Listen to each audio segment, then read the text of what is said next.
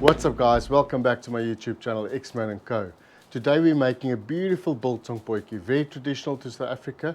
Guys, there's a lot of ways to do this.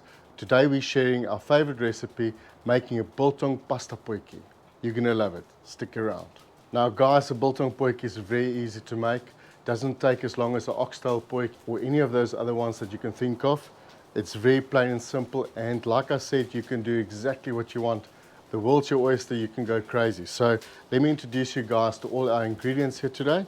We've got some cream here, some garlic, we've got some roasted coriander, onions, some peppers, cheese. Star of the show is this beautiful 1/2 kilogram of biltong. Look at that guys, that's beautiful. And then we got some pasta. We're using pasta screws today. With that said, let's get straight into this cook. Very straightforward, we're gonna enjoy this. All you need for this dish are these ingredients and a poitjie. Now we're using number 8 poitjie, and guys, you don't have to go that big.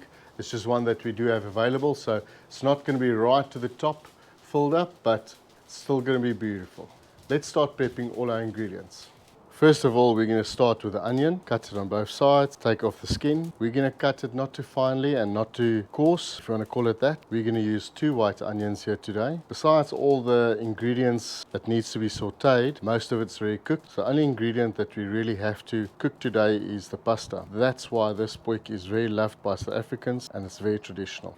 Next, we're going to cut our peppers. Now we all know that the seeds of the peppers are very bitter, and it's definitely going to spoil this beautiful dish. When working with peppers, all the white pieces inside the pepper, that's also bitter, guys. Just remove that and save yourself from having to taste that bitterness. So you want to make sure that you remove all the seeds. You're going to cut all the peppers in nice long strokes and then a little bit smaller. Basically, we're dicing it a bit. Once we've done that, we're ready to move on to the next step. Next, we have to sort out our biltong. Now guys, that is really entirely up to you. Some guys like it chunky, other guys like it sliced. We're going to slice it. We might throw a chunky bit here and there, but basically you do whatever works for you. We find that if it's too chunky, then it's really not that nice in the poitjie. We've got about 1/2 kilo of biltong here, and it's entirely up to you. You can go more, you can go less, whatever works for you.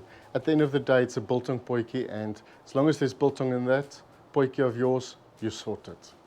Now guys, your biltong can be fully cured, it could be 50% cured, entirely up to you.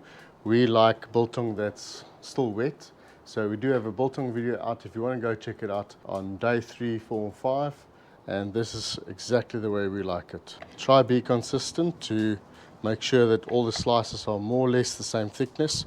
That goes really for any kind of meat that you're doing, cooking outdoors. If you want a uniform result, then you have to make sure that it's all more or less the same size. While we're at it, we're going to sort out the cheese as well. Then this dish, guys, is really so easy. It's basically use the fire behind us, heat up the pot, put everything at the right time together, let it simmer, enjoy. Let's sort out the cheese. We're just going to grate the cheese today. You can do chunks, bits, whatever works for you. Remember, we're going to take this cheese right at the end and just mix it with this whole dish that we're preparing here today, so it doesn't really matter as long as it's more or less the same size. Right, now it's time to move over to the pot. We've got a number 8 poitjie here. So what you want to do is make sure that your poitjie gets nice and warm. Want to heat it up properly. Then we're going to add some butter. We're going to melt the butter. You could use oil. We're just trying not to use oil today. We're going to use some cream later, and we don't want it to affect it. Then we're going to move over to sauteing all our ingredients. The ones we have to saute, we're going to add our onions. We're going to give it a minute, we're going to add our peppers, we're going to give it another minute, and then we're going to add our bacon. I haven't mentioned bacon before, because what's a biltong poitjie without bacon? Now you could use streaky bacon, cut it up. We've used diced bacon, and it works perfectly. You want to saute all of these ingredients for at least about 5 to 7 minutes, and this is where it's really important that you decide you want it crispy or less crispy, and you just work according to that. If you want it more crispy, you're going to take a little bit more time and saute it a little bit more, otherwise you're going to use less time. At this point, we're going to add our garlic, then we're going to add some salt and obviously some pepper. And then guys, we've got beautiful roasted coriander. As you can see, we've roasted it on a skillet. You can use a pan, whatever works for you. You can do this in your kitchen. It's not an issue at all. You just roast it for about 2-3 minutes. You'll see some steam come up, and you'll also see that the coriander, the color changes, and that's when you know that it's perfect. After that, we grind it up. We did it by hand. Really that easy. It takes a minute, and then it's all sorted.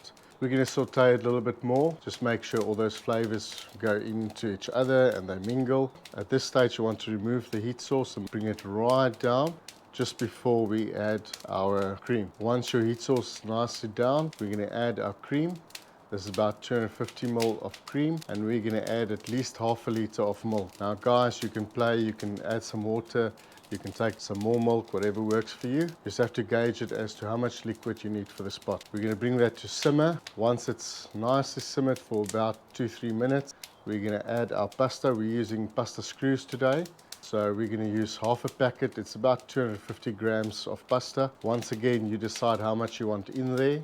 You want to make sure that the liquid covers the pasta, and then we're going to close this lid and let it simmer for a good 15 minutes. Right, once it's simmered for 15 minutes, what we need to do is add our biltong. You can see it's simmering softly, not too much. And then guys, we just want to work that in. See it's nice and creamy. And then we're going to let it simmer for another 15 minutes. It's time for our cheese. It's been 30 minutes in total, and we just want to bring the cheese in this cook for about 5 minutes. That's all we need. It just needs to melt properly and mingle with the rest of this dish.